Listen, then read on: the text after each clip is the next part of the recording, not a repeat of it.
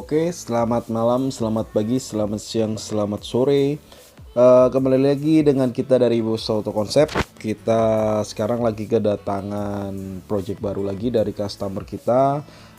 Kita ada bahan dari Ninja Air Euro Kawasaki 2 tak yang kita mau rubah untuk kelistrikannya menggunakan sistem DC ya atau full wave. Jadi di sini kita mau jelasin bagian part-part apa aja yang kita rubah dan gimana jalurnya untuk merubah dari kelistrikan standarnya Ninja Air Euro ini menjadi full wave, karena kita mau pasang lampu LED atau daymaker di lampu utamanya ya. Jadi teman-teman pantengin terus detail-detail yang bakal kita rubah di motor ini.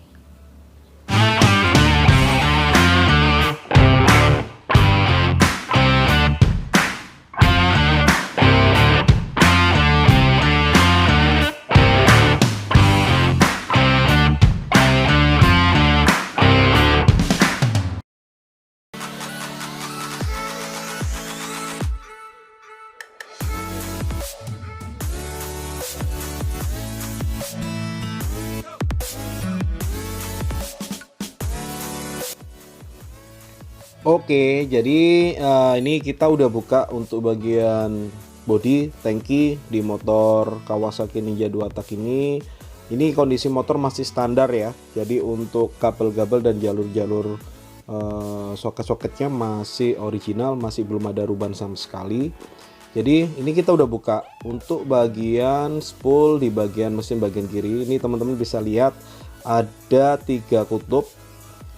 Ini untuk bagian lampu, terus ada bagian pengisian juga, dan di sini ada bagian massa. Ini nanti yang bakal kita lepas dari kutubnya ya. Jadi kita gunakan solder untuk melepaskan jalur di pengisian atau di jalur massa untuk digunakan di pengisian di kiprok yang baru.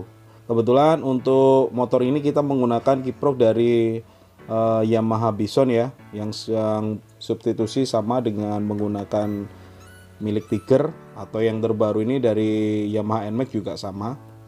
Jadi teman-teman nanti bisa lepas di jalur massa ya.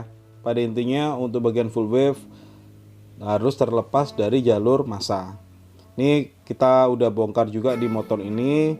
Kebetulan untuk motor ini kita reparasi juga untuk setting kaki-kaki ya, terutama di bagian komstir. Sebelumnya kita juga mau jelasin di bagian komstir ini, jadi kita mau jelasin di bagian komstir ini udah aus, udah rusak karena faktor pemakaian ya. Jadi di bagian komstirnya udah aus, sudah ciklong-ciklong gitu.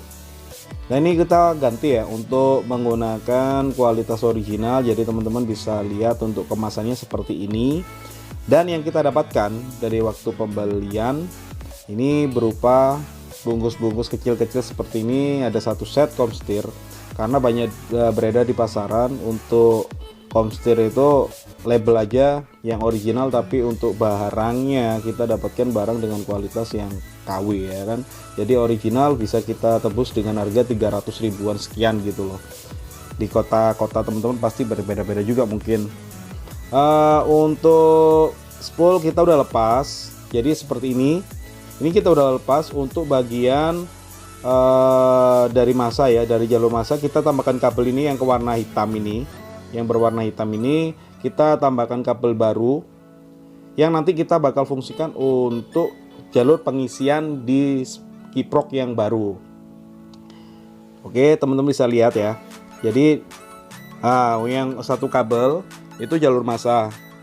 Ini kita udah lepas, kita gunakan solder, kita panaskan, kita lepas, kita tambahkan jalur kabel baru, dan kita sambungkan di kabel lampu.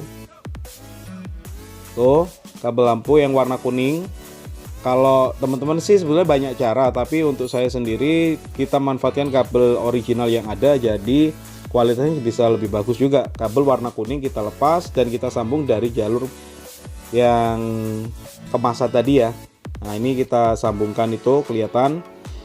Jadi kita sambungkan untuk nanti kita jalurkan ke pengisian kiprok ini kabelnya. Jadi dari spool kita udah lepas, kita tambahkan 2 kabel. Ini warna kuning ini kita sambungkan ke pin nomor 4 dan pin nomor 5. Tuh, jadi ini 2 kabel yang berasal dari spool, kita masukkan ke situ. Untuk pin yang nomor 1 ini jalur aki ya. Untuk pengisian kita ambil dari kiprok lama warna merah. Nah, ini jalur aki yang dari kiprok lama kita sambungkan ke pin nomor 1. Untuk pin nomor 2 yang kiprok baru, kiproknya Yamaha Bison, kita ambil dari output kontak. Yang nomor 2, pin nomor 2 kita ambil pin kontak. Yang untuk pin ketiga kita ambilkan masang. Dari kabel Kawasaki Ninja ini hitam strip kuning ya. Jadi kita sambungkan untuk jalur masangnya. Jadi kelima pin semua terpasang. Oke.